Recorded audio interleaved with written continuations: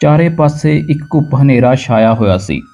ਰਵਿੰਦਰ ਸਿੰਘ ਨੂੰ ਕੁਝ ਵੀ ਸਮਝ ਨਹੀਂ ਸੀ ਆ ਰਿਹਾ ਕਿ ਉਹ ਕਰੇ ਤਾਂ ਕੀ ਕਰੇ। ਅਜਿਹਾ ਲੱਗ ਰਿਹਾ ਸੀ ਜਿਵੇਂ ਪ੍ਰਮਾਤਮਾ ਹੀ ਉਸ ਦੇ ਵਿਰੁੱਧ ਖੜਾ ਹੋ ਗਿਆ ਹੋਵੇ। ਹਸਪਤਾਲ ਦੇ ਵਾਰਡ ਵਿੱਚ ਉਸ ਦੀ ਪਤਨੀ ਦੀ ਲਾਸ਼ ਪਈ ਹੋਈ ਸੀ ਤੇ ਸਾਹਮਣੇ ਸਫੇਦ ਕੱਪੜਿਆਂ ਵਿੱਚ ਬਿਨਾਂ ਹਾਰ ਸ਼ਿੰਗਾਰ ਤੋਂ ਉਸ ਦੀ ਵਿਧਵਾ ਧੀ ਖੜੀ ਸੀ। ਮਿੰਟਾਂ ਵਿੱਚ ਹੀ ਉਹਨਾਂ ਦੀ ਦੁਨੀਆ ਉੱਜੜ ਗਈ ਸੀ। ਕਿੰਨੇ ਚਾਵਾਂ ਨਾਲ ਉਹਨਾਂ ਨੇ ਧੀ ਦਾ ਵਿਆਹ ਕੀਤਾ ਸੀ, ਪਰ ਕੀ ਪਤਾ ਸੀ ਕਿ ਉਹ ਧੀ ਦਾ ਵਿਆਹ ਨਹੀਂ ਬਲਕਿ ਉਸ ਦਾ ਜੀਵਨ ਬਰਬਾਦ ਕਰਨ ਜਾ ਰਹੇ ਹਨ। ਸਭ ਕੁਝ ਉਹਨਾਂ ਦੀਆਂ ਅੱਖਾਂ ਸਾਹਮਣੇ ਇਸ ਤਰ੍ਹਾਂ ਵਾਪਰਿਆ ਜਿਵੇਂ ਕੋਈ ਫਿਲਮ ਚੱਲ ਰਹੀ ਹੋਵੇ। ਪਹਿਲਾਂ ਕਈ ਵਰ੍ਹਿਆਂ ਤੱਕ ਤਾਂ ਉਹਨਾਂ ਦੇ ਕੋਈ ਔਲਾਦ ਹੀ ਨਹੀਂ ਸੀ। ਪਤਾ ਨਹੀਂ ਕਿੰਨੀਆਂ ਮੰਨਤਾਂ ਮਨੌਤੀਆਂ ਦੇ ਬਾਅਦ ਰੱਬ ਦੀ ਕਿਰਪਾ ਹੋਈ ਤੇ ਉਹਨਾਂ ਦੇ ਘਰ ਧੀ ਨੇ ਜਨਮ ਲਿਆ। ਧੀ ਇੰਨੀ ਸੁੰਦਰ ਸੀ ਜਿਵੇਂ ਕੋਈ ਪਰੀ ਹੋਵੇ। ਉਸ ਦੇ ਜਨਮ ਤੋਂ ਬਾਅਦ ਉਹਨਾਂ ਦੇ ਕੰਮ ਵਿੱਚ ਇੰਨਾ ਵਾਧਾ ਹੋਇਆ, ਚਾਰੇ ਪਾਸੇ ਅੰਨ ਧਨ ਦੇ ਭੰਡਾਰ ਹੋ ਗਏ। ਰੱਬ ਦੀ ਮਿਹਰ ਮੰਨ ਕੇ ਉਹਨਾਂ ਨੇ ਆਪਣੀ ਧੀ ਦਾ ਨਾਮ ਵੀ ਗੁਰਮੇਹਰ ਰੱਖਿਆ। ਦੋਵੇਂ ਪਤੀ ਪਤਨੀ ਨੇ ਆਪਣੀ ਧੀ ਨੂੰ ਫੁੱਲਾਂ ਵਾਂਗ ਪਾਲਿਆ, ਉਸ ਨੂੰ ਹਰ ਖੁਸ਼ੀ ਦਿੱਤੀ। ਵਿਆਹ ਦੇ ਯੋਗ ਹੋਣ ਤੇ ਇੱਕ ਚੰਗੇ ਘਰਾਣੇ ਦੇ ਸੋਹਣੇ ਸੁਨੱਖੇ ਤੇ ਸਾਊ ਮੁੰਡੇ ਨਾਲ ਉਸ ਦਾ ਵਿਆਹ ਕੀਤਾ। ਉਹ ਇਸ ਸ਼ਹਿਰ ਦਾ ਸਭ ਤੋਂ ਉੱਚਾ ਖਾਨਦਾਨ ਸੀ, ਬਹੁਤ ਹੀ ਅਮੀਰ ਪਰਿਵਾਰ ਸੀ। ਉਹਨਾਂ ਨੇ ਆਪ ਆ ਕੇ ਗੁਰਮੇਹਰ ਦਾ ਰਿਸ਼ਤਾ ਮੰਗਿਆ ਸੀ। ਇੱਕ ਵਾਰ ਤਾਂ ਮਾਂ-ਬਾਪ ਦੇ ਮਨ ਵਿੱਚ ਸ਼ੱਕ ਜਿਹਾ ਹੋਇਆ ਕਿ ਇੰਨੇ ਵੱਡੇ ਲੋਕ ਆਪ ਆ ਕੇ ਉਹਨਾਂ ਦੀ ਧੀ ਦਾ ਰਿਸ਼ਤਾ ਮੰਗ ਰਹੇ ਸਨ, ਪਰ ਉਹਨਾਂ ਨੇ ਰਵਿੰਦਰ ਸਿੰਘ ਨੂੰ ਕਿਹਾ ਕਿ ਅਸੀਂ ਰਿਸ਼ਤੇਦਾਰੀ ਵਿੱਚ ਤੁਹਾਡੀ ਬੇਟੀ ਦੀ ਬਹੁਤ ਤਾਰੀਫ ਸੁਣੀ ਹੈ ਤੇ ਅਸੀਂ ਆਪਣੇ ਇਕਲੌਤੇ ਬੇਟੇ ਲਈ ਉਸ ਦਾ ਰਿਸ਼ਤਾ ਮੰਗਣ ਆਏ ਹਾਂ। ਸਾਨੂੰ ਇਹ ਜਿਹੀ ਹੀ ਸੰਸਕਾਰੀ ਕੁੜੀ ਚਾਹੀਦੀ ਹੈ। ਫਿਰ ਉਹਨਾਂ ਦਾ ਦਿਲ ਵੱਜ ਗਿਆ ਤੇ ਰਿਸ਼ਤੇ ਲਈ ਹਾਂ ਕਰ ਦਿੱਤੀ। ਆਪਣੀ ਧੀ ਨੂੰ ਵਿਦਾ ਕਰ ਦਿੱਤਾ। ਰਵਿੰਦਰ ਸਿੰਘ ਤੇ ਉਸ ਦੀ ਪਤਨੀ ਦੋਨਾਂ ਨੇ ਰੱਬ ਦਾ ਲੱਖ ਲੱਖ ਸ਼ੁਕਰਾਨਾ ਕੀਤਾ ਕਿ ਉਹਨਾਂ ਦੀ ਧੀ ਇੰਨੀ ਚੰਗੇ ਘਰੇ ਵਿਆਹੀ ਗਈ। ਗੁਰਮੇਹਰ ਦੇ ਸਹੁਰੇ ਘਰ ਵਿੱਚ ਪੂਰੇ ਰੀਤੀ ਰਿਵਾਜ ਨਾਲ ਸਵਾਗਤ ਹੋਇਆ। ਸਵਾਗਤ ਦੀ ਸੇਜ ਤੇ ਦੁਲਹਨ ਬਣੀ ਉਹ ਆਪਣੇ ਪਤੀ ਰੂਪ ਦਾ ਇੰਤਜ਼ਾਰ ਕਰ ਰਹੀ ਸੀ। ਥੋੜੀ ਦੇਰ ਬਾਅਦ ਰੂਪ ਆਇਆ, ਪਰ ਉਸ ਦੇ ਚਿਹਰੇ ਤੇ ਇੱਕ ਅਜੀਬ ਜਿਹੀ ਉਦਾਸੀ ਸੀ, ਬੇਚੈਨੀ ਸੀ। ਇਸ ਤੋਂ ਪਹਿਲਾਂ ਕਿ ਗੁਰਮੇਹਰ ਉਸ ਤੋਂ ਕੁਝ ਪੁੱਛਦੀ, ਉਸਨੇ ਖੁਦ ਹੀ ਕਹਿ ਦਿੱਤਾ ਕਿ ਸ਼ਾਇਦ ਮੈਂ ਇਸ ਦੁਨੀਆ ਦਾ ਪਹਿਲਾ ਪਤੀ ਹੋਵਾਂਗਾ ਜਿਸ ਨੇ ਆਪਣੀ ਪਤਨੀ ਨੂੰ ਸੁਹਾਗ ਰਾਤ ਦੇ ਅਜਿਹਾ ਤੋਹਫਾ ਦਿੱਤਾ ਹੋਵੇ। ਗੁਰਮੇਹਰ ਥੋੜੀ ਜਿਹੀ ਉਲਝਣ ਵਿੱਚ ਹੀ ਸੀ ਕਿ ਆਖਰ ਕੀ ਕਹਿ ਰਿਹਾ ਹੈ। ਉਸਨੇ ਰੂਪ ਵੱਲ ਸਵਾਲੀਆ ਨਜ਼ਰ ਨਾਲ ਦੇਖਿਆ। ਰੂਪ ਨੇ ਵੀ ਉਸ ਦੀਆਂ ਅੱਖਾਂ ਵਿਚਾਲੇ ਪ੍ਰੇਸ਼ਨ ਨੂੰ ਪੜ੍ਹ ਲਿਆ ਸੀ। ਉਹਨੇ ਕਿਹਾ, ਦੇਖ ਮੇਹਰ, ਮੈਂ ਤੈਨੂੰ ਧੋਖੇ ਵਿੱਚ ਨਹੀਂ ਰੱਖਣਾ ਚਾਹੁੰਦਾ। ਮੇਰੇ ਮਾਤਾ ਪਿਤਾ ਨੇ ਤੁਹਾਡੇ ਨਾਲ ਬਹੁਤ ਵੱਡਾ ਧੋਖਾ ਕੀਤਾ ਹੈ। ਮੈਨੂੰ ਫੇਫੜਿਆਂ ਦਾ ਕੈਂਸਰ ਹੈ ਤੇ ਉਸ ਦੀ ਚੌਥੀ ਸਟੇਜ ਤੇ ਹਾਂ। ਪਹਿਲਾਂ ਇਹ ਬਿਮਾਰੀ ਦਾ ਪਤਾ ਨਹੀਂ ਲੱਗਾ। ਜਦੋਂ ਤੱਕ ਪਤਾ ਲੱਗਾ ਉਦੋਂ ਤੱਕ ਬਹੁਤ ਦੇਰ ਹੋ ਚੁੱਕੀ ਸੀ। ਮੈਂ ਆਪਣੇ ਮਾਤਾ ਪਿਤਾ ਦਾ ਇਕਲੌਤਾ ਪੁੱਤਰ ਹਾਂ, ਇਸ ਲਈ ਉਹਨਾਂ ਨੂੰ ਆਪਣਾ ਵਾਰਸ ਚਾਹੀਦਾ ਹੈ। ਮੇਰੇ ਮਾਂ-ਬਾਪ ਨੇ ਇਹ ਸਭ ਕੁਝ ਤਾਂ ਕੀਤਾ। ਉਹਨਾਂ ਨੂੰ ਲੱਗਦਾ ਹੈ ਕਿ 2-4 ਮਹੀਨਿਆਂ ਵਿੱਚ ਜੇਕਰ ਤੂੰ ਗਰਭਵਤੀ ਹੋ ਜਾਂਦੀ ਆ ਤਾਂ ਉਸ ਦੇ ਬੱਚੇ ਨਾਲ ਵੰਸ਼ ਚੱਲਦਾ ਰਹੇਗਾ। ਇੰਨਾ ਕਹਿੰਦਾ ਹੋਇਆ ਰੂਪ ਉਸ ਦੇ ਸਾਹਮਣੇ ਰੋ ਪਿਆ। ਗੁਰਮੇਹਰ ਹੈਰਾਨ ਰਹਿ ਗਈ ਕਿ ਸੱਚਮੁੱਚ ਹੀ ਪਹਿਲੀ ਰਾਤ ਕਿਸੇ ਪਤੀ ਨੇ ਆਪਣੀ ਪਤਨੀ ਨੂੰ ਆਪਣੀ ਮੌਤ ਬਾਰੇ ਨਹੀਂ ਦੱਸਿਆ ਹੋਵੇਗਾ। ਪਰੰਤੂ ਹੁਣ ਹੋ ਵੀ ਕੀ ਸਕਦਾ ਸੀ। ਵਿਆਹ ਤਾਂ ਹੋ ਚੁੱਕਿਆ ਸੀ, ਪਰ ਇਹ ਵੀ ਹੋ ਸਕਦਾ ਸੀ ਕਿ ਰੂਪ ਹੀ ਠੀਕ ਹੋ ਜਾਵੇ। ਗੁਰਮੇਹਰ ਇਹ ਸੋਚਾਂ ਸੋਚਦੀ ਹੋਈ ਮੂਕ ਬਣੀ ਬੈਠੀ ਰਹੀ। 2-3 ਦਿਨਾਂ ਬਾਅਦ ਗੁਰਮੇਹਰ ਦੇ ਪਿਤਾ ਰਵਿੰਦਰ ਉਸ ਨੂੰ ਆ ਕੇ ਲੈ ਗਏ ਤੇ ਮਿਲਣੀ ਦੀ ਰਸਮ ਵੀ ਕਰ ਲਈ। ਗੁਰਮੇਹਰ ਉਹਨਾਂ ਨਾਲ ਚਲੀ ਤਾਂ ਗਈ, ਪਰ ਉਹ ਅਗਲੇ ਦਿਨ ਹੀ ਵਾਪਸ ਆ ਗਈ। ਉਹ ਨਹੀਂ ਸੀ ਚਾਹੁੰਦੀ ਕਿ ਉਸਦੇ ਮਾਂ-ਬਾਪ ਨੂੰ ਰੂਪ ਦੀ ਸੱਚਾਈ ਦਾ ਪਤਾ ਲੱਗੇ, ਪਰ ਲੱਖ ਕੋਸ਼ਿਸ਼ਾਂ ਦੇ ਬਾਵਜੂਦ ਵੀ ਰੂਪ ਦੀ ਸਿਹਤ ਖਰਾਬ ਹੋ ਗਈ ਤੇ ਵਿਆਹ ਤੋਂ 4 ਮਹੀਨੇ ਬਾਅਦ ਉਹ ਇਸ ਦੁਨੀਆ ਤੋਂ ਚਲਾ ਗਿਆ। ਗੁਰਮੇਹਰ ਮਾਂ ਤਾਂ ਨਹੀਂ ਬਣ ਸਕੀ, ਪਰ ਰੂਪ ਦੀ ਵਿਧਵਾ ਜ਼ਰੂਰ ਬਣ ਗਈ। ਗੁਰਮੇਹਰ ਦੇ ਸਹੁਰੇ ਨਹੀਂ ਚਾਹੁੰਦੇ ਸੀ ਕਿ ਰੂਪ ਦੀ ਮੌਤ ਤੋਂ ਬਾਅਦ ਗੁਰਮੇਹਰ ਉਸਦੀ ਪ੍ਰਾਪਰਟੀ ਦੀ ਹੱਕਦਾਰ ਬਣੇ। ਉਹਨਾਂ ਨੇ ਤਾਂ ਸੋਚਿਆ ਸੀ ਜੇਕਰ ਮੇਹਰ ਮਾਂ ਬਣ ਜਾਂਦੀ ਹੈ ਤਾਂ ਉਹ ਉਸ ਬੱਚੇ ਨੂੰ ਮਾਲਕ ਬਣਾਉਣਗੇ।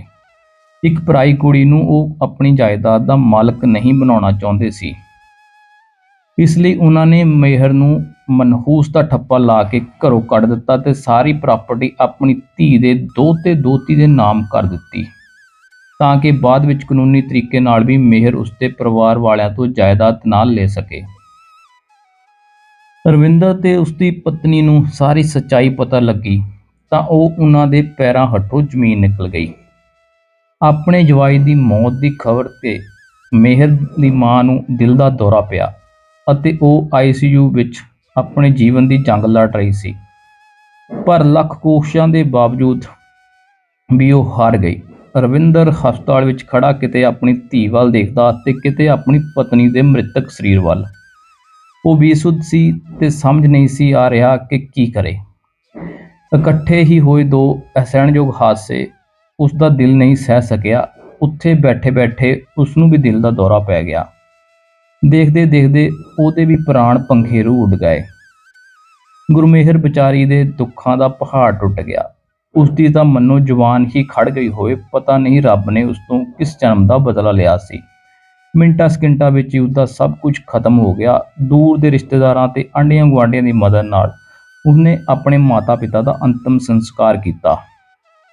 ਹੌਲੀ ਹੌਲੀ ਰਿਸ਼ਤੇਦਾਰ ਆਪਣੇ ਘਰ ਚਲੇ ਗਏ, ਬਸ ਬਿਨਾਂ ਉਹਨਾਂ ਲੋਕਾਂ ਤੋਂ ਜਿਨ੍ਹਾਂ ਦੀ ਨਜ਼ਰ ਵਿੱਚ ਉਸਦੀ ਪ੍ਰਾਪਰਟੀ ਤੇ ਸੀ। ਰਵਿੰਦਰ ਸਿੰਘ ਦੀ ਪ੍ਰਾਪਰਟੀ ਡੀਲਰ ਦਾ ਕਾਰੋਬਾਰ ਸੀ। ਉਹ ਕਾਰੋਬਾਰ ਗੁਰਮੇਹਰ ਤੋਂ ਨਹੀਂ ਸੀ ਸੰਭਾਲਿਆ ਜਾ ਸਕਦਾ। ਉਸਦੇ ਪਿਤਾ ਦੁਆਰਾ ਬਾਜ਼ਾਰ ਵਿੱਚ ਲਾਗੇ ਸਾਰੇ ਪੈਸੇ ਡੁੱਬ ਗਏ।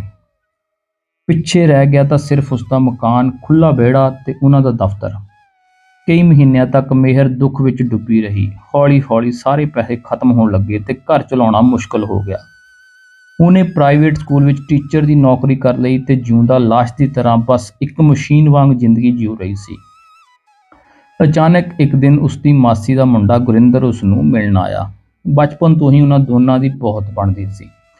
ਬਹੁਤ ਪਿਆਰ ਸੀ ਦੋਨਾਂ ਭੈਣ ਭਰਾਵਾਂ ਵਿੱਚ। ਉਹ ਪੜ੍ਹਾਈ ਕਰਨ ਲਈ ਵਿਦੇਸ਼ ਚਲਾ ਗਿਆ ਤੇ ਬਸ ਉੱਥੇ ਹੀ ਵਸ ਗਿਆ। ਇੰਨੇ ਸਾਲਾਂ ਬਾਅਦ ਗੁਰਿੰਦਰ ਨੂੰ ਆਇਆ ਦੇਖ ਕੇ ਉਸ ਨੂੰ ਥੋੜ੍ਹੀ ਹੈਰਾਨੀ ਹੋਈ ਤੇ ਲੱਗਿਆ ਕਿ ਚਲੋ ਇੰਨੀ ਵੱਡੀ ਦੁਨੀਆ ਵਿੱਚ ਕੋਈ ਤਾਂ ਉਸਦਾ ਹੈ ਜਿਸ ਨੂੰ ਉਸਦੀ ਪਰਵਾਹ ਹੈ। ਗੁਰਿੰਦਰ ਆਪਣੇ ਵੱਲੋਂ ਪੂਰੀ ਕੋਸ਼ਿਸ਼ ਕਰਦਾ ਹੈ ਕਿ ਮੇਹਰ ਖੁਸ਼ ਰਹੇ, ਹੱਸਦੀ ਮੁਸਕਰਾਉਂਦੀ ਰਹੇ। ਪਰ ਕਿੰਨੇ ਕੁ ਦਿਨ, ਆਖਰ ਗੁਰਿੰਦਰ ਨੂੰ ਵਾਪਸ ਤਾਂ ਜਾਣਾ ਪੈਣਾ ਸੀ। ਫਿਰ ਇੱਕ ਦਿਨ ਖਾਣਾ ਖਾਂਦੇ ਸਮੇਂ ਗੁਰਿੰਦਰ ਨੇ ਮੇਹਰ ਨੂੰ ਕਿਹਾ, ਦੇਖ ਮੇਹਰ, ਹੁਣ ਮਾਸੀ ਮਾਸੜ ਜੀ ਤਾਂ ਨਹੀਂ ਰਹੇ, ਹੁਣ ਤੂੰ ਇਕੱਲੇ ਕਿਵੇਂ ਰਹੇਂਗੀ? ਮੈਂ ਤਾਂ ਕਹਿੰਦਾ ਤੂੰ ਦੁਬਾਰਾ ਤੋਂ ਆਪਣਾ ਘਰ ਵਸਾਉਣ ਦੀ ਸੋਚ। ਮੇਹਰ ਨੇ ਇੱਕਦਮ ਜਵਾਬ ਦਿੱਤਾ, ਨਹੀਂ ਗੁਰਿੰਦਰ, ਇਸ ਤਰ੍ਹਾਂ ਨਹੀਂ, ਕਦੇ ਨਹੀਂ ਹੋ ਸਕਦਾ। ਇੰਨੇ ਧੋਖੇ ਖਾਣ ਤੋਂ ਬਾਅਦ ਹੁਣ ਦੁਨੀਆ ਤੇ ਹਰ ਰਿਸ਼ਤੇ ਤੇ ਮੇਰਾ ਵਿਸ਼ਵਾਸ ਚੱਕਿਆ ਗਿਆ ਹੈ। ਜਦੋਂ ਤੱਕ ਜਿਉਂਦੀ ਹਾਂ ਇਕੱਲੀ ਰਹੂੰਗੀ। ਰਹਿਣ ਲਈ ਘਰ ਹੈ ਤੇ ਕੰਮ ਕਰ ਰਹੀ ਹਾਂ। ਗੁਰਿੰਦਰ ਨੇ ਉਸ ਨੂੰ ਮਨਾਉਣ ਲਈ ਫਿਰ ਕਿਹਾ, ਆਖਰ ਕਦੋਂ ਤੱਕ ਟੀਚਰ ਦੀ ਨੌਕਰੀ ਕਰ ਸਕੇਗੀ? ਸਰੀਰ ਵੀ ਤਾਂ ਆਖਰ ਕਦੇ ਨਾ ਕਦੇ ਥੱਕ ਹੀ ਜਾਂਦਾ ਹੈ। ਉਦੋਂ ਤੂੰ ਕੀ ਕਰੇਂਗੀ? ਮੇਹਰ ਨੇ ਫਿਰ ਪਲਟਵਾਂ ਜਵਾਬ ਦਿੱਤਾ ਕਿ ਉਦੋਂ ਦੀ ਉਦੋਂ ਦੇਖੀ ਜਾਊਂਗੀ। ਗੁਰਿੰਦਰ, ਰਾਤ ਬਹੁਤ ਹੋ ਗਈ, ਹੁਣ ਤੂੰ ਜਾ ਕੇ ਸੌਂ ਜਾ। ਮੇਹਰ ਨੇ ਗੁਰਿੰਦਰ ਨੂੰ ਤਾਂ ਚੁੱਪ ਕਰਵਾ ਦਿੱਤਾ, ਪਰ ਉਸ ਦੀਆਂ ਗੱਲਾਂ ਨੇ ਮੇਹਰ ਦੀ ਨੀਂਦ ਉਡਾ ਦਿੱਤੀ। ਉਹ ਪਾਸੇ ਹੀ ਲੈਂਦੀ ਰਹੀ ਤੇ ਸੋਚੀ ਗਈ ਕਿ ਠੀਕ ਹੀ ਤਾਂ ਕਹਿ ਰਿਹਾ ਹੈ ਗੁਰਿੰਦਰ, ਇੰਨੀ ਵੱਡੀ ਦੁਨੀਆ ਵਿੱਚ ਇਕੱਲੀ ਮੈਂ ਕੀ ਕਰੂੰਗੀ? ਹਰ ਕੋਈ ਫਾਇਦਾ ਚੁੱਕਣ ਦੀ ਹੀ ਸੋਚਦਾ ਹੈ। ਮੈਂ ਕਦੋਂ ਤੱਕ ਆਪਣੇ ਆਪ ਨੂੰ ਬਚਾ ਸਕਾਂਗੀ? ਪਰਿਵਾਰ ਵਿੱਚ ਕੋਈ ਨਹੀਂ ਹੈ, ਬਸ ਇੱਕ ਇਹੀ ਤਾਂ ਭਰਾ ਦਾ ਰਿਸ਼ਤਾ ਬਚਿਆ ਹੈ। ਇਹ ਸਭ ਸੋਚਦੇ ਸੋਚਦੇ ਉਸਦੀ ਅੱਖ ਲੱਗ ਗਈ ਤੇ ਉਸਨੂੰ ਪਤਾ ਵੀ ਨਾ ਲੱਗਾ। ਅਗਲੇ ਦਿਨ ਗੁਰਿੰਦਰ ਨੇ ਕਿਹਾ ਕਿ ਮੈਂ ਸਿਰਫ ਤੈਨੂੰ ਹੀ ਮਿਲਣਾ ਸੀ ਮੇਹਰ, ਹੁਣ ਮੈਨੂੰ ਵਾਪਸ ਜਾਣਾ ਪਵੇਗਾ। ਜਾਣ ਤੋਂ ਬਾਅਦ ਵੀ ਹਰ ਰੋਜ਼ ਉਸ ਨੂੰ ਫੋਨ ਕਰਦਾ। ਉਹ ਆਪਣੀ ਪਤਨੀ ਤੇ ਬੱਚਿਆਂ ਨਾਲ ਵੀ ਮੇਹਰ ਦੀ ਗੱਲ ਕਰਵਾਉਂਦਾ। ਹੌਲੀ ਹੌਲੀ ਮੇਹਰ ਦਾ ਮਨ ਵੀ ਡੋਲਣ ਲੱਗਾ। ਫਿਰ ਉਹ ਇੱਕ ਰਾਤ ਉਹ ਸੋਚਦੀ ਰਹੀ ਕਿ ਆਪਣੇ ਭਵਿੱਖ ਦੀ ਚਿੰਤਾ ਕਰਦੀ ਰਹੀ। ਇੰਨੀਆਂ ਠੋਕਰਾਂ ਖਾਣ ਦੇ ਬਾਅਦ ਕਿਸੇ ਰਿਸ਼ਤੇ ਤੇ ਵਿਸ਼ਵਾਸ ਕਰਨ ਨੂੰ ਉਸਦਾ ਮਨ ਨਹੀਂ ਸੀ ਕਰ ਰਿਹਾ। ਜ਼ਿਆਦਾ ਕੰਮ ਅਤੇ ਇਕੱਲੇਪਨ ਦੀ ਵਜ੍ਹਾ ਕਰਕੇ ਹੌਲੀ ਹੌਲੀ ਉਹ ਡਿਪਰੈਸ਼ਨ ਵਿੱਚ ਆਉਣ ਲੱਗੀ ਸੀ, ਜਿਸ ਕਰਕੇ ਉਸਦੇ ਮਨ ਵਿੱਚ ਹਮੇਸ਼ਾ ਨਕਾਰਾਤਮਕ ਸੋਚ ਹੀ ਆਉਂਦੀ ਸੀ। ਸਵੇਰੇ ਉੱਠਦਿਆਂ ਹੀ ਉਹਨੇ ਗੁਰਵਿੰਦਰ ਨੂੰ ਫੋਨ ਕੀਤਾ ਕਿ ਮੈਂ ਆਪਣੇ ਘਰ ਵਿੱਚ ਹੀ ਅਨਾਥ ਆਸ਼ਰਮ ਖੋਲ੍ਹਣਾ ਚਾਹੁੰਦੀ ਹਾਂ, ਜਿੱਥੇ ਅਨਾਥ ਬੱਚਿਆਂ ਨੂੰ ਮਾਂ ਦੀ ਮਮਤਾ ਮਿਲ ਜਾਵੇ ਤੇ ਮੈਨੂੰ ਬੱਚਿਆਂ ਦਾ ਸਾਥ। ਗੁਰਿੰਦਰ ਨੇ ਕਿਹਾ, ਤੂੰ ਪਾਗਲ ਅਤੇ ਨਾ ਹੀ ਹੋ ਗਈ? ਅਨਾਥ ਆਸ਼ਰਮ ਖੋਲ੍ਹਣਾ ਕੋਈ ਸੌਖਾ ਕੰਮ ਨਹੀਂ। ਬੱਚਿਆਂ ਦੇ ਰਹਿਣ ਖਾਣ ਪੀਣ ਦੀ ਵਿਵਸਥਾ ਤੂੰ ਕਿੱਥੋਂ ਕਰੇਗੀ, ਕਿੱਥੋਂ ਕਰੇਂਗੀ? ਵੇਖ ਮੇਹਰ, ਮੈਂ ਅੱਜ ਵੀ ਤੈਨੂੰ ਕਹਿੰਦਾ ਹਾਂ ਕਿ ਮੇਰੇ ਕੋਲ ਆ ਜਾ। ਆਖਿਰ ਮੈਂ ਭਰਾ ਹਾਂ ਤੇਰਾ। ਮੈਂ ਜਾਣਦਾ ਹਾਂ ਕਿ ਤੂੰ ਛੋਟੀ ਉਮਰ ਵਿੱਚ ਹੀ ਵੱਡੇ ਦੁੱਖ ਵੇਖੇ ਹਨ, ਪਰ ਕਿਤੇ ਦਾ ਭਰੋਸਾ ਸ਼ੁਰੂਆਤ ਕਰਨੀ ਹੀ ਪਵੇਗੀ। ਪਰ ਗੁਰਿੰਦਰ, ਇੱਥੋਂ ਦੀ ਪ੍ਰਾਪਰਟੀ ਦਾ ਕੀ ਹੋਵੇਗਾ? ਪਹਿਲਾਂ ਹੀ ਪਾਪਾ ਦੀ ਸਾਰੀ ਪ੍ਰਾਪਰਟੀ ਲੋਕਾਂ ਨੇ ਦੱਬ ਲਈ ਹੈ ਤੇ ਜੋ ਬਚਿਆ ਹੈ ਉਸ ਨੂੰ ਤਾਂ ਸਾਂਭ ਕੇ ਰੱਖਾਂ। ਜੇ ਮੈਂ ਬਾਹਰ ਤੇਰੇ ਕੋਲ ਆ ਗਈ ਤਾਂ ਇਹ ਵੀ ਨਹੀਂ ਬਚਣੀ, ਤੇ ਫਿਰ ਇਹ ਵੀ ਨਹੀਂ ਪਤਾ ਕਿ ਕੈਨੇਡਾ ਦੇ ਰਹਿਣ ਸਹਿਣ ਵਿੱਚ ਮੈਂ ਐਡਜਸਟ ਕਰ ਸਕਾਂਗੀ ਕਿ ਨਹੀਂ। ਮੇਰੀ ਤਾਂ ਅੰਗਰੇਜ਼ੀ ਵੀ ਇੰਨੀ ਵਧੀਆ ਨਹੀਂ ਹੈ ਕਿ ਮੈਂ ਉੱਥੇ ਜਾ ਕੇ ਕਿਸੇ ਨਾਲ ਗੱਲ ਕਰ ਸਕਾਂ। ਗੁਰਿੰਦਰ ਨੇ ਫਿਰ ਉਸ ਨੂੰ ਸਮਝਾਇਆ ਕਿ ਮਿਹਰ, ਹਾਂ ਤਾਂ ਕਰ, ਮੈਂ ਸਾਰਾ ਪ੍ਰਬੰਧ ਕਰ ਦਊਂਗਾ। ਫਿਰ ਕੁਝ ਦਿਨਾਂ ਬਾਅਦ ਗੁਰਿੰਦਰ ਵਾਪਸ ਇੰਡੀਆ ਆਇਆ। ਉਸਨੇ ਮਿਹਰ ਦੇ ਪਿਤਾ ਦੇ ਪੁਰਾਣੇ ਸਟਾਫ ਨੂੰ ਬੁਲਾ ਕੇ ਕਾਗਜ਼ ਜ਼ਮੀਨ ਦੇ ਦਫ਼ਤਰ ਦੀ ਜ਼ਿੰਮੇਵਾਰੀ ਦੇ ਦਿੱਤੀ ਤੇ ਬਕਾਇਦਾ ਐਗਰੀਮੈਂਟ ਪੇਪਰ ਤੇ ਸਾਈਨ ਲੈ ਲਏ।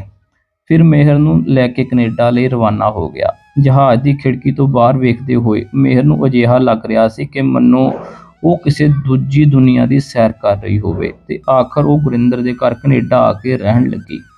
ਗੁਰਿੰਦਰ ਦੀ ਪਤਨੀ ਨੇ ਵੀ ਉਸ ਦਾ ਦਿਲੋਂ ਸਵਾਗਤ ਕੀਤਾ ਤੇ ਉਸਦੇ ਦੋ ਛੋਟੇ-ਛੋਟੇ ਬੱਚੇ ਮਿਹਰ ਨੂੰ ਇੰਨੇ ਪਿਆਰੇ ਲੱਗੇ ਕਿ ਉਹ ਆਪਣੀਆਂ ਬਾਹਾਂ ਫੈਲਾ ਕੇ ਆਪਣੇ ਸੀਨੇ ਨਾਲ ਘੁੱਟ-ਘੁੱਟ ਲਵੇ। ਫਿਰ ਸੁਖਪ੍ਰੀਤ ਨੂੰ ਇਹ ਚੰਗਾ ਲੱਗੇਗਾ ਕਿ ਨਹੀਂ, ਇਹ ਸੋਚ ਕੇ ਉਹ ਰੁਕ ਗਈ। ਫਿਰ ਸੁਖਪ੍ਰੀਤ ਨੇ ਦੇਖਿਆ ਕਿ ਕਿਹਾ, ਇਹ ਤੁਹਾਡੇ ਬੱਚੇ ਹਨ, ਤੁਸੀਂ ਇਹਨਾਂ ਦੇ ਭੂਆ ਜੀ ਹੋ। ਇਹ ਕਹਿ ਕੇ ਉਸਨੇ ਬੱਚਿਆਂ ਨੂੰ ਅੱਗੇ ਕਰ ਦਿੱਤਾ। ਇਸੇ ਤਰ੍ਹਾਂ ਖੁਸ਼ੀ-ਖੁਸ਼ੀ 2-4 ਦਿਨ ਨਿਕਲ ਗਏ। ਇੱਕ ਦਿਨ ਸਵੇਰੇ-ਸਵੇਰੇ ਸੁਖਪ੍ਰੀਤ ਨੂੰ ਗੁਰਿੰਦਰ ਦੇ ਨਾਲ ਪਰੇਸ਼ਾਨ ਹੋ ਕੇ ਕਹਿੰਦੇ ਸੁਣਿਆ ਕਿ ਬੱਚਿਆਂ ਨੂੰ ਸੰਭਾਲਣ ਵਾਲੀ ਨੈਨੀ ਕੰਮ ਛੱਡ ਕੇ ਚਲੀ ਗਈ ਹੈ। ਹੁਣ ਮੈਂ ਬੱਚਿਆਂ ਨੂੰ ਸੰਭਾਲਾਂ ਕਿ ਆਪਣੀ ਨੌਕਰੀ ਕਰਾਂ। ਗੁਰਿੰਦਰ ਨੇ ਕਿਹਾ ਕਿ ਸੁਖਪ੍ਰੀਤ, ਤੂੰ ਆਪਦੀ ਨੌਕਰੀ ਕਿਵੇਂ ਛੱਡ ਸਕਦੀ ਹੈ? ਹਜੇ ਤਾਂ ਆਪਾਂ ਘਰ ਦਾ ਲੋਨ ਵੀ ਭਰਨਾ ਹੈ ਤੇ ਬੱਚਿਆਂ ਦਾ ਖਰਚਾ। ਇਹ ਸਭ ਕੁਝ ਮੇਰੇ ਇਕੱਲੇ ਦੀ ਸੈਲਰੀ ਨਾਲ ਨਹੀਂ ਹੋ ਸਕਦਾ। ਮਿਹਰ ਇਹ ਸਾਰੀਆਂ ਗੱਲਾਂ ਸੁਣ ਰਹੀ ਸੀ। ਉਸਨੇ ਆ ਕੇ ਗੁਰਿੰਦਰ ਨੂੰ ਕਿਹਾ, ਤੁਸੀਂ ਪਰੇਸ਼ਾਨ ਕਿਉਂ ਹੁੰਦੇ ਹੋ? ਮੈਂ ਸਾਰਾ ਦਿਨ ਘਰੇ ਹੀ ਬੈਠੀ ਰਹਿੰਦੀ ਹਾਂ। ਮੈਂ ਬੱਚਿਆਂ ਨੂੰ ਸੰਭਾਲ ਲਵਾਂਗੀ ਤੇ ਸੁਖਪ੍ਰੀਤ ਨੂੰ ਨੌਕਰੀ ਛੱਡਣ ਦੀ ਕੋਈ ਜ਼ਰੂਰਤ ਨਹੀਂ। ਇੰਨਾ ਸੁਣਦੇ ਹੀ ਸੁਖਪ੍ਰੀਤ ਨੇ ਮਿਹਰ ਨੂੰ ਗਲ ਨਾਲ ਲਾ ਲਿਆ ਤੇ ਕਿਹਾ, ਤੁਸੀਂ ਮੇਰੀ ਬਹੁਤ ਵੱਡੀ ਸਮੱਸਿਆ ਹੱਲ ਕਰ ਦਿੱਤੀ ਹੈ।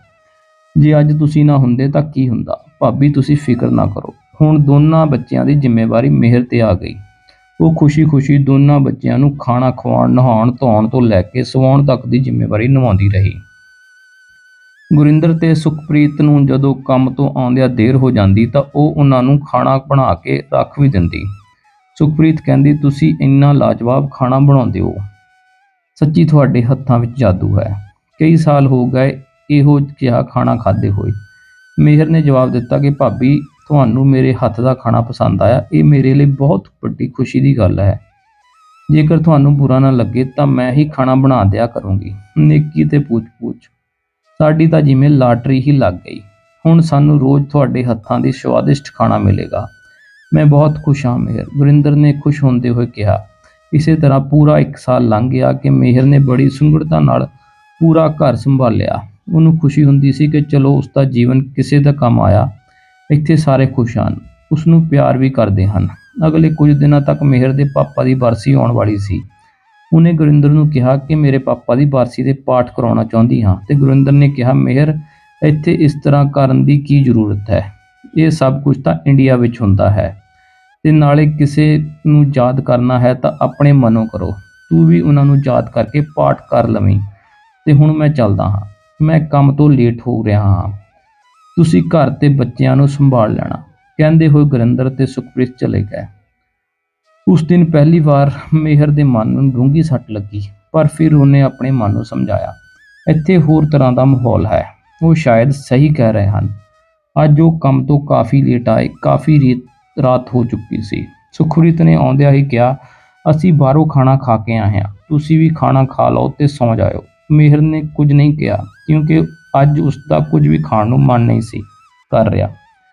ਉਹਨੇ ਰਸੋਈ ਸਾਫ਼ ਕੀਤੀ ਤੇ ਜਾ ਕੇ ਆਪਣੇ ਕਮਰੇ ਵਿੱਚ ਲੇਟ ਗਈ। ਉਸਨੂੰ ਆਪਣੇ ਪਾਪਾ ਦੀ ਬਹੁਤ ਯਾਦ ਆ ਰਹੀ ਸੀ। ਅੱਜ ਬਹੁਤ ਘਾਟ ਮਹਿਸੂਸ ਹੋ ਰਹੀ ਸੀ। ਨੀਂਦ ਨਾ ਆਉਣ ਕਰਕੇ ਉਹ ਉੱਠ ਕੇ ਬਾਹਰ ਬਾਲਕੋਨੀ ਵੱਲ ਜਾਣ ਲੱਗੀ ਕਿ ਸ਼ਾਇਦ ਮਨ ਥੋੜਾ ਠੀਕ ਹੋ ਜਾਵੇ। ਜਾਂਦੇ ਹੋਏ ਨਾ ਚਾਹੁੰਦੇ ਹੋਏ ਵੀ ਉਸਦੇ ਕਦਮ ਗੁਰਿੰਦਰ ਦੇ ਦਰਵਾਜ਼ੇ ਤੇ ਰੁਕ ਗਏ।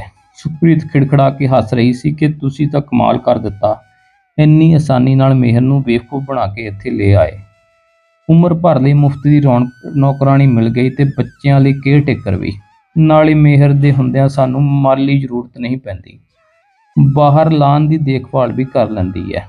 ਹੌਲੀ ਬੋਲ, ਕਿਤੇ ਮਿਹਰ ਨੂੰ ਸੁਣ ਨਾ ਲਵੇ, ਕਿਤੇ ਲੈਣੇ ਦੇ ਦੇਣੇ ਨਾ ਪੈ ਜਾਣ, ਉਸਨੇ ਕਲੇਸ਼ ਪਾ ਦੇਣਾ, ਗੁਰਿੰਦਰ ਨੇ ਕਿਹਾ।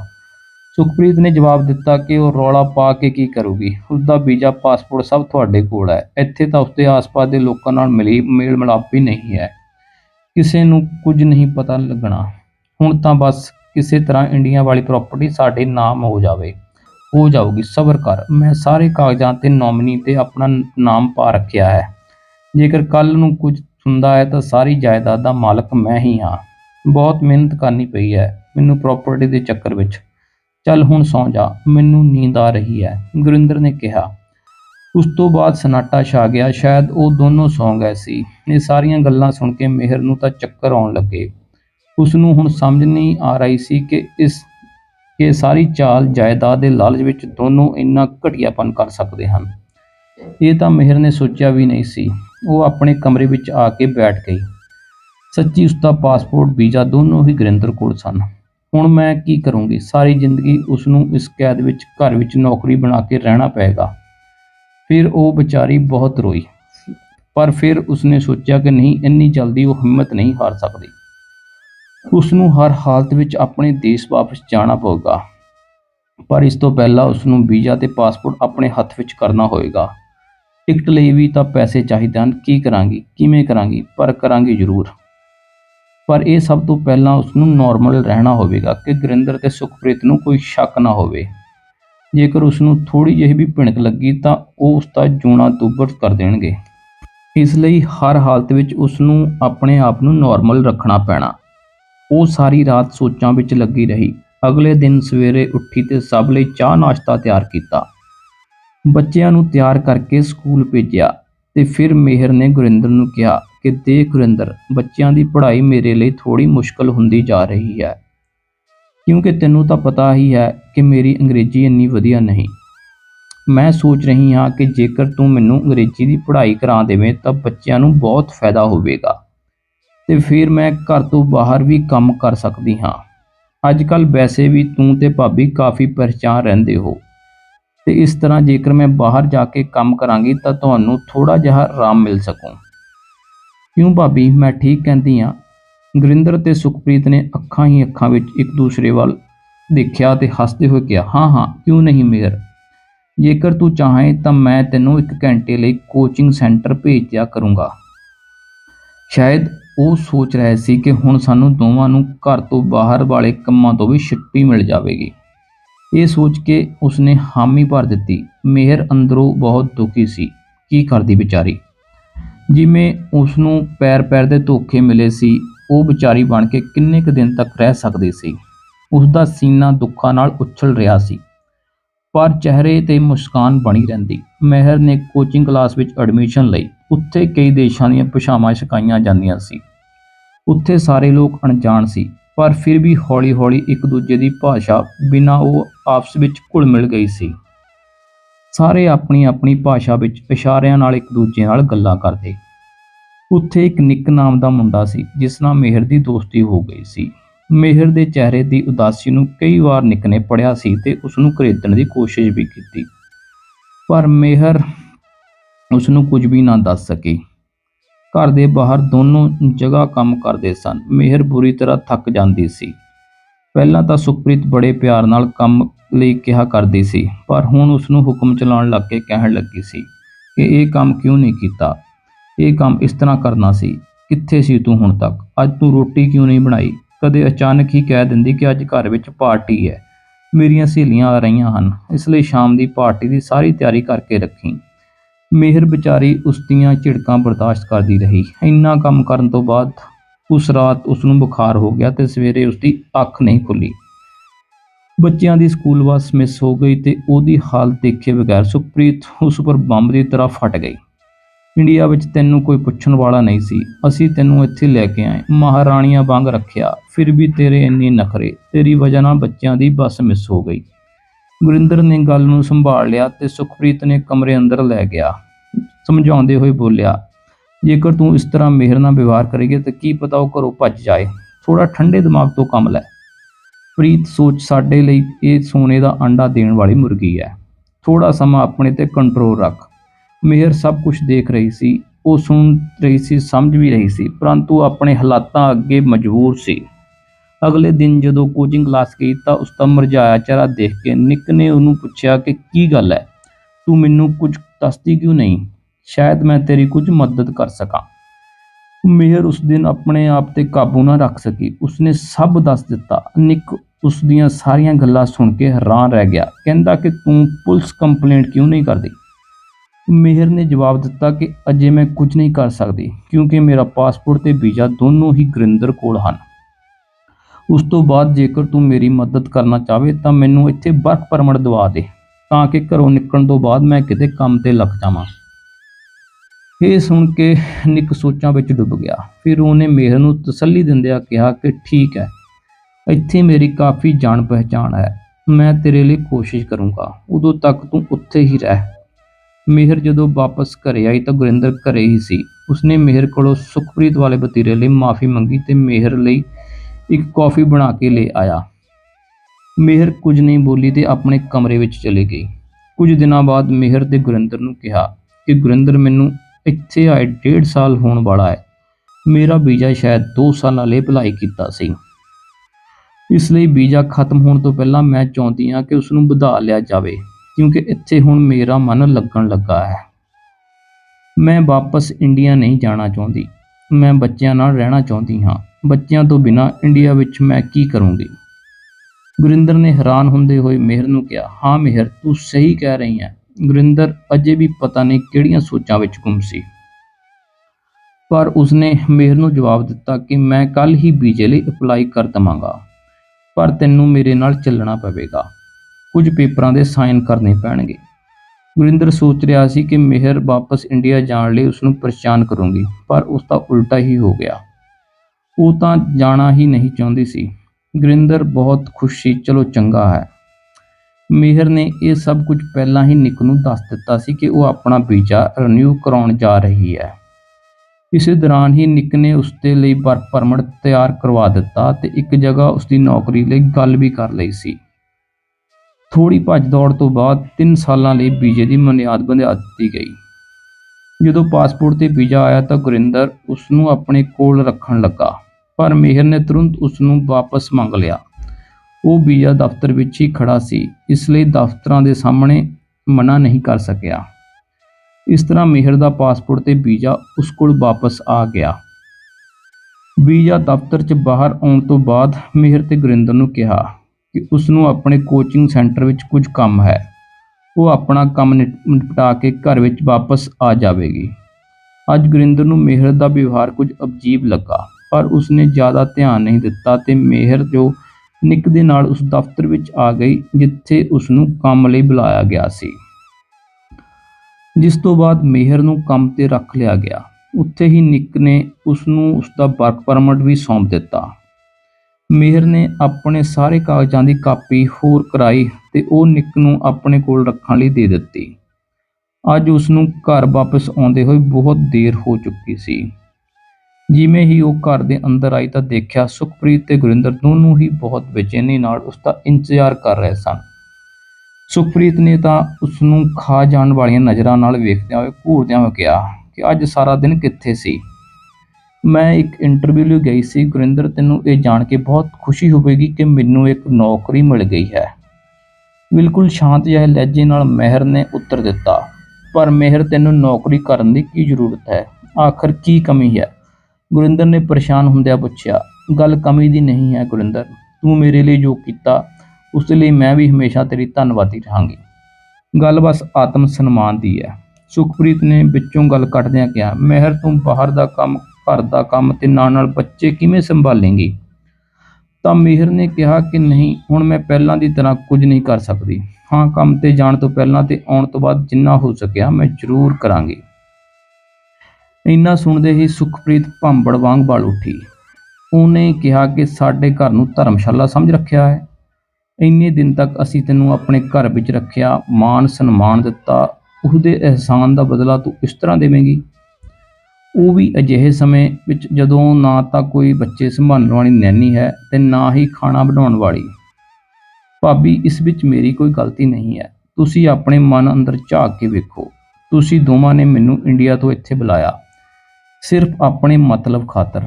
ਆਪਣੇ ਘਰ ਵਿੱਚੋਂ ਨੌਕਰਾਂ ਨੂੰ ਹਟਾ ਕੇ ਸਭ ਦਾ ਕੰਮ ਮੇਰੇ ਤੇ ਸੁੱਟ ਦਿੱਤਾ, ਪਰ ਇੰਨੇ ਵਿੱਚ ਵੀ ਤੁਹਾਡਾ ਢਿੱਡ ਨਹੀਂ ਭਰਿਆ। ਮੇਰੀ ਸਾਰੀ ਪ੍ਰਾਪਰਟੀ ਤੇ ਤੁਹਾਡੀ ਨਜ਼ਰ ਹੈ। ਤੁਸੀਂ ਕਦੀ ਸੋਚਿਆ ਕਿ ਮੇਰਾ ਕੀ ਹੋਊਗਾ? ਪਰ ਤੁਸੀਂ ਸਿਰਫ ਆਪਣਾ ਮਤਲਬ ਦੇਖਿਆ। ਜੇਕਰ ਰਿਸ਼ਤੇ ਅਤੇ ਰਿਸ਼ਤੇਦਾਰ ਅਜਿਹੇ ਹੋਣਗੇ ਤਾਂ ਮੈਂ ਅਨਾਥ ਹੀ ਚੰਗੀ ਹਾਂ। ਜੇਕਰ ਦੁਨੀਆ ਨੂੰ ਪਤਾ ਲੱਗੇ ਕਿ ਲੋਕਾਂ ਨੂੰ ਹਰੇਕ ਰਿਸ਼ਤੇ ਤੇ ਭਰੋਸਾ ਨਹੀਂ ਰਹਿਣਾ, ਹਰ ਭੈਣ ਦਾ ਆਪਣੇ ਭਰਾ ਤੇ ਵਿਸ਼ਵਾਸ ਨਹੀਂ ਰਹਿਣਾ। ਗੁਰਿੰਦਰ, ਤੁਸੀਂ ਇਸ ਦਾ ਪਾਸਪੋਰਟ ਤੇ ਵੀਜ਼ਾ ਲੈ ਲਓ, ਮੈਂ ਦੇਖਦੀ ਹਾਂ ਕਿ ਇੱਥੋਂ ਕਿਵੇਂ ਜਾਂਦੀ ਹੈ। ਕੋਈ ਫਾਇਦਾ ਨਹੀਂ ਭਾਬੀ ਜੀ, ਮੈਂ ਆਪਣੇ ਸਾਰੇ ਕਾਗਜ਼ ਇੱਕ ਸੁਰੱਖਿਅਤ ਜਗ੍ਹਾ ਤੇ ਰੱਖ ਦਿੱਤੇ ਹਨ ਤੇ ਉਹਨਾਂ ਦੀ ਇੱਕ ਇੱਕ ਕਾਪੀ ਆਪਣੇ ਦੋਸਤ ਨੂੰ ਵੀ ਦੇ ਦਿੱਤੀ ਹੈ। ਮਿਹਰ ਨੇ ਬੜੇ ਸਹਿਜੇ ਨਾਲ ਉੱਤਰ ਦਿੱਤਾ। ਚੱਲ ਨਿਕਲ, ਇਸੇ ਟਾਈਮ ਮੇਰੇ ਘਰ ਚੋਂ ਬਾਹਰ ਹੋ ਜਾ। ਇੰਨਾ ਕਹਿੰਦੇ ਹੋਏ ਸੁਖਪ੍ਰੀਤ ਨੇ ਮਿਹਰ ਦਾ ਬੈਗ ਲਿਆ ਤੇ ਬਾਹਰ ਸੁੱਟ ਦਿੱਤਾ ਤੇ ਮਿਹਰ ਨੂੰ ਧੱਕੇ ਮਾਰ ਕੇ ਘਰੋਂ ਬਾਹਰ ਕਰਕੇ ਦਰਵਾਜ਼ਾ ਬੰਦ ਕਰ ਲਿਆ। ਰਿਸ਼ਤਿਆਂ ਦੇ ਅਜਿਹੇ ਮਤਲਬੀ ਚਿਹਰੇ ਦੇਖ ਕੇ ਉਸ ਦਾ ਮਨ ਗੁੱਸੇ ਨਾਲ ਭਰ ਗਿਆ ਤੇ ਉਹ ਘਰ ਤੋਂ ਬਾਹਰ ਬੈਠ ਕੇ ਹੀ ਰੋਣ ਲੱਗੀ। ਉਹ ਕਾਫੀ ਦੇਰ ਤੱਕ ਰੋਂਦੀ ਰਹੀ। ਗੁਰਿੰਦਰ ਇਹ ਸਾਰਾ ਤਮਾਸ਼ਾ ਦੇਖਦਾ ਰਿਹਾ। ਥੋੜੀ ਦੇਰ ਤੱਕ ਮਿਹਰ ਦਾ ਮਨ ਜਦੋਂ ਕੁਝ ਹਲਕਾ ਹੋਇਆ ਤਾਂ ਉਸਨੇ ਨਿੱਕ ਨੂੰ ਫੋਨ ਕੀਤਾ ਤੇ ਉਸਨੂੰ ਆਪਣੇ ਰਹਿਣ ਦਾ ਬੰਦੋਬਸਤ ਕਰਨ ਲਈ ਕਿਹਾ। ਕੁਝ ਦਿਨਾਂ ਤੱਕ ਤਾਂ ਉਹ ਇੱਕ ਗੈਸਟ ਹਾਊਸ ਵਿੱਚ ਰੁਕੀ। ਫਿਰ ਨਿੱਕ ਨੇ ਉਸਨੂੰ ਇੱਕ ਕਮਰਾ ਦਵਾ ਦਿੱਤਾ। ਨਿੱਕ ਨੇ ਮਿਹਰ ਦੀ ਬਹੁਤ ਮਦਦ ਕੀਤੀ। ਕੁਝ ਮਹੀਨੇ ਵਿੱਚ ਹੀ ਉਹ ਪੂਰੀ ਤਰ੍ਹਾਂ ਸੈਟਲ ਹੋ ਚੁੱਕੀ ਸੀ। ਉਸਨੇ ਆਪਣੀ ਨੌਕਰੀ ਤੋਂ ਬਾਅਦ ਇੱਕ ਪਾਰਟ ਟਾਈਮ ਜੌਬ ਵੀ ਕੀਤੀ ਤੇ ਫਿਰ ਕਾਫੀ ਪੈਸਾ ਇਕੱਠਾ ਕਰ ਸਕੇ ਤਾਂ ਕਿ ਉਹ ਜਦੋਂ ਵੀ ਇੰਡੀਆ ਜਾਵੇ ਤਾਂ ਉੱਥੇ ਵੀ ਕੁਝ ਕੰਮ ਕਰ ਲਵੇ। ਇਸੇ ਦੌਰਾਨ 3 ਸਾਲ ਕਿਵੇਂ ਲੰਘ ਗਏ ਉਸਨੂੰ ਪਤਾ ਹੀ ਨਾ ਲੱਗਾ। ਮਿਹਰ ਹੁਣ ਆਪਣੇ ਦੇਸ਼ ਵਾਪਸ ਆਉਣ ਦੀ ਤਿਆਰੀ ਕਰ ਰਹੀ ਸੀ। ਨਿੱਕ ਨੇ ਬੜੀ ਦੁਖੀ ਮਨ ਨਾਲ ਉਸਨੂੰ ਰੋਕਣ ਦੀ ਕੋਸ਼ਿਸ਼ ਕੀਤੀ। ਉਸਨੇ ਮਿਹਰ ਨੂੰ ਕਿਹਾ ਕਿ ਮੈਂ ਇੱਕ ਗੱਲ ਕਹਿਣਾ ਚਾਹੁੰਦਾ ਹਾਂ ਜੋ ਤੁਹਾਨੂੰ ਬਹੁਤ ਪਹਿਲਾਂ ਕਹਿ ਦੇਣੀ ਚਾਹੀਦੀ ਸੀ। ਮੈਂ ਤੈਨੂੰ ਪਿਆਰ ਕਰਨ ਲੱਗਾ ਹਾਂ ਮਿਹਰ। ਮੇਰੇ ਮਨ ਵਿੱਚ ਆਪਣੇ ਜੀਵਨ ਸਾਥੀ ਨੂੰ ਲੈ ਕੇ ਜੋ ਕਲਪਨਾ ਸੀ ਤੂੰ ਬਿਲਕੁਲ ਉਹੋ ਜਿਹੀ ਹੈ। ਮੈਂ ਤੇਰੇ ਨਾਲ ਵਿਆਹ ਕਰਨਾ ਚਾਹੁੰਦਾ ਹਾਂ। ਇੰਨਾ ਕਹਿੰਦੇ ਹੋ ਉਸਦੀਆਂ ਅੱਖਾਂ ਦਾ ਪਾਣੀ ਬਾਹਰ ਆ ਗਿਆ। ਮਿਹਰ ਨੇ ਕਿਹਾ ਕਿ ਤੂੰ ਮੇਰਾ ਅਤੀਤ ਨਹੀਂ ਜਾਣਦਾ। ਮੇਰਾ ਪਹਿਲਾਂ ਵੀ ਇੱਕ ਵਿਆਹ ਹੋ ਚੁੱਕਿਆ ਹੈ ਤੇ ਮੇਰੇ ਪਤੀ ਦੀ ਮੌਤ ਹੋ ਚੁੱਕੀ ਹੈ। ਇੰਨੇ ਧੋਖਿਆਂ ਤੋਂ ਬਾਅਦ ਤੇ ਰਿਸ਼ਤਿਆਂ ਦੀ ਅਸਲੀਅਤ ਝੱਲਣ ਤੋਂ ਬਾਅਦ ਮੈਨੂੰ ਕਿਸੇ ਨਾਲ ਰਹਿਣ ਦੀ ਇੱਛਾ ਹੀ ਨਹੀਂ ਰਹੀ। ਮਿਹਰ ਨੇ ਬਸ ਇੰਨਾ ਹੀ ਜਵਾਬ ਦਿੱਤਾ। ਨਿੱਕ ਨੇ ਮਿਹਰ ਦਾ ਹੱਥ ਆਪਣੇ ਹੱਥ ਵਿੱਚ ਲੈ ਕੇ ਕਿਹਾ ਕਿ ਸੱਚਮੁੱਚ ਮੈਂ ਤੈਨੂੰ ਬਹੁਤ ਚਾਹੁੰਦਾ ਹਾਂ। ਆਖਰਕਾਰ ਮਿਹਰ ਆਪਣੇ ਦੇਸ਼ ਵਾਪਸ ਆ ਗਈ। ਆਉਂਦੇ ਹੀ ਉਹਨੇ ਆਪਣੇ ਕੰਮ ਵਾਲੇ ਨਾਲ ਮਿਲ ਕੇ ਪੂਰੀ ਘਰ ਦੀ ਸਫਾਈ ਕਰਵਾ ਦਿੱਤੀ ਤੇ ਆਪਣੇ ਦਫ਼ਤਰ ਦੇ ਬਾਹਰ ਸਵਰਗਵਾਸੀ ਰਵਿੰਦਰ ਸਿੰਘ ਅਨਾਥ ਆਸ਼ਰਮ ਦਾ ਬੋਰਡ ਲਗਾ ਦਿੱਤਾ। ਆਪਣੇ ਘਰ ਦੇ ਇੱਕ ਹਿੱਸੇ ਨੂੰ ਬਿਰਧ ਆਸ਼ਰਮ ਅਤੇ ਦੂਜੇ ਪਾਸੇ ਨੂੰ ਬੱਚਿਆਂ ਲਈ ਤਿਆਰ ਕਰਵਾ ਦਿੱਤਾ। ਹੌਲੀ ਹੌਲੀ ਬਹੁਤ ਸਾਰੇ ਬਜ਼ੁਰਗ ਤੇ ਅਨਾਥ ਬੱਚੇ ਆਉਣ ਲੱਗੇ। ਉਹਨਾਂ ਵਿੱਚੋਂ ਬਹੁਤ ਸਾਰੇ ਬਜ਼ੁਰਗ ਅਜਿਹੇ ਸਨ ਜੋ ਆਪਣਾ ਖਰਚਾ ਚੱਕ ਸਕਦੇ ਸੀ, ਬਸ ਸਿਰਫ ਉਹਨਾਂ ਨੂੰ ਦੇਖਭਾਲ ਦੀ ਹੀ ਜ਼ਰੂਰਤ ਸੀ। ਜੋ ਕੰਮ ਕਰ ਸਕਦੇ ਸਨ ਉਹਨਾਂ ਨੂੰ ਕੰਮ ਤੇ ਲਗਾ ਦਿੱਤਾ। ਕੰਮ ਕਰਨ ਦੇ ਲਾਇਕ ਲੋਕਾਂ ਲਈ ਉਸਨੇ ਅਚਾਰ, ਪਾਪੜ ਤੇ ਹੋਰ ਤਰ੍ਹਾਂ ਦੇ ਛੋਟੇ-ਮੋਟੇ ਕੰਮ ਸ਼ੁਰੂ ਕਰ ਦਿੱਤੇ। ਬਾਜ਼ਾਰ ਨਾਲ ਵੀ ਸੰਪਰਕ ਬਣਾ ਲਿਆ। ਹੌਲੀ ਹੌਲੀ ਉਹਨਾਂ ਦਾ ਕੰਮ ਬਹੁਤ ਹੀ ਚੰਗਾ ਚੱਲ ਪਿਆ। ਮਿਹਰ ਨੇ ਬੱਚਿਆਂ ਦਾ ਸਰਕਾਰੀ ਸਕੂਲ ਵਿੱਚ ਦਾਖਲਾ ਕਰਵਾ ਦਿੱਤਾ ਅਤੇ ਆਸ਼ਰਮ ਵਿੱਚ ਵੀ ਬੱਚਿਆਂ ਨੂੰ ਬਜ਼ੁਰਗ ਹੀ ਪੜ੍ਹਾ ਦਿੰਦੇ ਸਨ। ਬਾਲ ਆਸ਼ਰਮ ਤੇ ਬਿਰਧ ਆਸ਼ਰਮ ਇਕੱਠੇ ਹੋਣ ਕਰਕੇ ਉਸਨੂੰ ਇਹ ਫਾਇਦਾ ਹੋਇਆ ਕਿ ਬਜ਼ੁਰਗਾਂ ਨੂੰ ਬੱਚਿਆਂ ਦਾ ਸਾਥ ਮਿਲ ਜਾਂਦਾ ਸੀ ਤੇ ਬੱਚਿਆਂ ਨੂੰ ਬਜ਼ੁਰਗਾਂ ਦਾ ਪਿਆਰ ਤੇ ਦੇਖਭਾਲ। ਬਿਲਕੁਲ ਘਰ ਵਰਗਾ ਹੀ ਮਾਹੌਲ ਬਣ ਗਿਆ ਸੀ। ਇਸੇ ਤਰ੍ਹਾਂ ਮਿਹਰ ਦਾ ਨਾਮ ਚਮਕਿਆ ਤੇ ਸਾਰੇ ਉਸ ਨੂੰ ਇੱਜ਼ਤ ਦੀ ਨਿਗਾਹ ਨਾਲ ਵੇਖਣ ਲੱਗੇ। ਲੋਕ ਇੱਕ ਵਾਰ ਫਿਰ ਰਵਿੰਦਰ ਸਿੰਘ ਦਾ ਨਾਮ ਬੜੀ ਇੱਜ਼ਤ ਨਾਲ ਲੈਣ ਲੱਗੇ ਸੀ। ਇਸੇ ਤਰ੍ਹਾਂ 5 ਸਾਲ ਬੀਤ ਗਏ। ਮਿਹਰ ਆਪਣੇ ਕੰਮ ਵਿੱਚ ਇੰਨੀ ਬਿਜੀ ਹੋ ਗਈ ਸੀ ਕਿ ਉਹਨੂੰ ਹੋਰ ਕਿਸੇ ਚੀਜ਼ ਦਾ ਹੋਸ਼ ਹੀ ਨਾ ਰਿਹਾ। ਇੱਕ ਦਿਨ ਅਚਾਨਕ ਦਫ਼ਤਰ ਵਿੱਚ ਚਪੜਾਸੀ ਨੇ ਆ ਕੇ ਕਿਹਾ ਕਿ ਤੁਹਾਨੂੰ ਕੋਈ ਮਿਲਣ ਆਇਆ ਹੈ। ਜੋ ਮਿਲਣ ਆਇਆ ਸੀ ਉਸ ਨੂੰ ਵੇਖ ਕੇ ਮਿਹਰ ਹੈਰਾਨ ਰਹਿ ਗਈ। ਉਸਨੇ ਕਿਹਾ, ਮੈਂ ਯਾਦ ਹਾਂ ਜਾਂ ਭੁੱਲ ਗਿਆ। ਮਿਹਰ ਉਹ ਆਵਾਜ਼ ਜਾਣੀ ਪਹਿਚਾਣੀ ਲੱਗੀ ਸੀ। ਉਹ ਕੋਈ ਹੋਰ ਨਹੀਂ ਬਲਕਿ ਨਿੱਕ ਸੀ। ਮੈਂ ਤੈਨੂੰ ਕਿਵੇਂ ਭੁੱਲ ਸਕਦੀ ਹਾਂ। ਇੱਕ ਤੇਰੀ ਵਜ੍ਹਾ ਨਾਲ ਹੀ ਤਾਂ ਮੈਂ ਉਸ ਪਿੰਜਰੇ ਵਿੱਚੋਂ ਆਜ਼ਾਦ ਹੋਈ ਹਾਂ। ਤੂੰ ਹੀ ਤਾਂ ਹੈ ਮੈਨੂੰ ਜਿਉਣ ਦੀ ਇੱਕ ਰਾਹ ਵਿਖਾਈ ਸੀ। ਤਾਂ ਨਿੱਕ ਨੇ ਕਿਹਾ, ਦੇਖ ਮਿਹਰ, ਮੈਂ ਤੇਰੇ ਲਈ ਕੀ ਲੈ ਕੇ ਆਇਆ ਹਾਂ। ਉਮੀਦ ਕਰਦਾ ਹਾਂ ਕਿ ਜੇਕਰ ਮੇਰੀ ਅਗਨੀ ਪ੍ਰੀਖਿਆ ਖਤਮ ਹੋ ਗਈ ਹੋਵੇ ਤਾਂ ਤੂੰ ਇਸ ਨੂੰ ਸਵੀਕਾਰ ਕਰ ਲਵੇਂਗੀ। ਨਿੱਕ ਨੇ ਜਦੋਂ ਆਪਣੀ ਮੁੱਠੀ ਖੋਲ੍ਹੀ ਤਾਂ ਉਸ ਵਿੱਚ ਇੱਕ ਮੁੰਦਰੀ ਸੀ। ਮਿਹਰ ਇਹ ਸਭ ਦੇਖ ਕੇ ਹੈਰਾਨ ਰਹਿ ਗਈ ਕਿ ਇੰਨੇ ਸਾਲਾਂ ਤੱਕ ਤੂੰ ਮੇਰਾ ਇੰਤਜ਼ਾਰ ਕਰਦਾ ਰਿਹਾ ਹੈ। ਹੁਣ ਤਾਂ ਮੇਰਾ ਯਕੀਨ ਪੱਕਾ ਹੋ ਗਿਆ ਹੈ ਕਿ ਤੂੰ ਸੱਚਮੁੱਚ ਹੀ ਮੈਨੂੰ ਪਿਆਰ ਕਰਦਾ ਹੈ। ਪਰ ਮੈਂ ਵਿਆਹ ਕਿਵੇਂ ਕਰ ਸਕਦੀ ਹਾਂ? ਲੋਕ ਕੀ ਕਹਿਣਗੇ? ਮੇਹਰ ਨੇ ਪੁੱਛਿਆ ਕਿ ਦੁਨੀਆ ਵਿੱਚ ਮਰਦ ਜਦੋਂ ਚਾਹੇ ਨਵਾਂ ਜੀਵਨ ਸ਼ੁਰੂ ਕਰ ਸਕਦਾ ਹੈ, ਪਰ ਔਰਤ ਦੀ ਜ਼ਿੰਦਗੀ ਵਿੱਚ ਇੱਕ ਵਾਰੀ ਹੀ ਬਸੰਤ ਕਿਉਂ ਆਉਂਦੀ ਹੈ ਤੇ ਪਤਝੜ ਦਾ ਮੌਸਮ ਹਮੇਸ਼ਾ ਲਈ ਰੁਕ ਜਾਂਦਾ ਹੈ। ਨਿੱਕ ਨੇ ਜਵਾਬ ਦਿੱਤਾ ਕਿ ਮੈਂ ਤੇਰੀ ਜ਼ਿੰਦਗੀ ਵਿੱਚ ਦੁਬਾਰਾ ਬਸੰਤ ਲੈ ਕੇ ਆਵਾਂਗਾ। ਉਸਨੇ ਉਹ ਮੁੰਦਰੀ ਉਸਦੇ ਉਂਗਲ ਵਿੱਚ ਪਾ ਦਿੱਤੀ। ਖੁਸ਼ੀ ਨਾਲ ਮੇਹਰ ਦੀਆਂ ਅੱਖਾਂ ਵਿੱਚੋਂ ਹੰਝੂ ਆ ਗਏ ਤੇ ਨਿੱਕ ਨੇ ਉਸ ਨੂੰ ਆਪਣੇ ਸੀਨੇ ਨਾਲ ਲਾ ਲਿਆ। ਉੱਧਰ ਗੁਰਿੰਦਰ ਨੂੰ ਵਕੀਲ ਦਾ ਫੋਨ ਆਇਆ ਕਿ ਮੇਹਰ ਨੇ ਸਾਰੀ ਪ੍ਰਾਪਰਟੀ ਆਪਣੇ ਨਾਮ ਕਰਕੇ ਨੋਮਨੀ ਵਿੱਚੋਂ ਉਸ ਦਾ ਨਾਮ ਕਢਵਾ ਦਿੱਤਾ ਹੈ, ਕਿਉਂਕਿ ਉਸ ਦੀ ਪ੍ਰਾਪਰਟੀ ਨੂੰ ਧੋਖੇ ਨਾਲ ਹੜੱਪਣ ਦੀ ਕੋਸ਼ਿਸ਼ ਕੀਤੀ ਸੀ। ਜੇਕਰ ਤੂੰ ਇੰਡੀਆ ਆਵੇਗਾ ਤਾਂ ਤੇਰੀ ਗ੍ਰਿਫਤਾਰੀ ਵੀ ਹੋ ਸਕਦੀ ਹੈ। ਗੁਰਿੰਦਰ ਤੇ ਉਸਦੀ ਪਤਨੀ ਵਕੀਲ ਦਾ ਵੀਣ ਸੁਣ ਕੇ ਸੁੰਨ ਹੋ ਗਏ। ਇੱਧਰ ਮੇਹਰ ਦੇ ਜੀਵਨ ਵਿੱਚ ਹੁਣ ਬਹੁਤ ਤਕਲੀਫਾਂ ਤੋਂ ਬਾਅਦ ਨਵੀਆਂ ਖੁਸ਼ੀਆਂ ਨੇ ਦਸਤਕ ਦੇ ਦਿੱਤੀ ਸੀ ਤੇ ਉਹਦੇ ਜੀਵਨ ਵਿੱਚ ਬਹਾਰ ਵਾਪਸ ਆ ਗਈ ਸੀ, ਨਿੱਕ ਦੇ ਰੂਪ ਵਿੱਚ। ਦੋਸਤੋ, ਇਹ ਛੋਟੀ ਜਿਹੀ ਕਹਾਣੀ ਤੁਹਾਨੂੰ ਕਿਵੇਂ ਲੱਗੀ ਹੈ, ਇਸ ਬਾਰੇ ਕਮੈਂਟ ਜ਼ਰੂਰ ਕਰਿਓ ਤੇ ਸਾਡਾ ਚੈਨਲ ਵੀ ਜ਼ਰੂਰ ਸਬਸਕ੍ਰਾਈਬ ਕਰ ਲਿਓ। ਵੀਡੀਓ ਨੂੰ ਲਾਈਕ ਕਰਿਓ, ਸ਼ੇਅਰ ਜ਼ਰੂਰ ਕਰਿਓ। ਧੰਨਵਾਦ ਜੀ।